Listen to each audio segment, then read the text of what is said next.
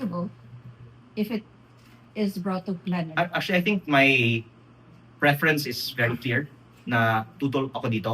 Pero in terms of yung legal status ng mga miyembro ng Kongreso na may koneksyon sa mga miyembro ng Senado, I think in the last Congress, there was some discussion on those who are relatives of senators not voting. There are several members of Congress who did not vote for that reason because that would be somehow indicative of what the senator judges would vote on.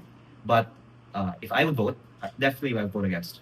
How about your mom, sir? Napag-usapan niyo po. Well, kaya ko nga hindi ito direktang masagot in terms of the actual vote ko.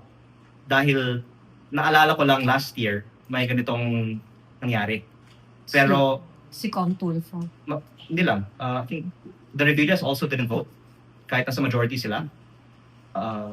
The Villars or Congresswoman Villar didn't vote.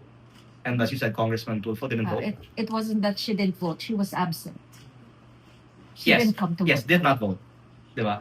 So I think it's a negative. So ang point ko lang is on the very narrow question of how the relatives of senators will vote in Congress, I will have to check what the analysis was last year. But in terms of what my personal vote is, obviously I am against because I am already saying na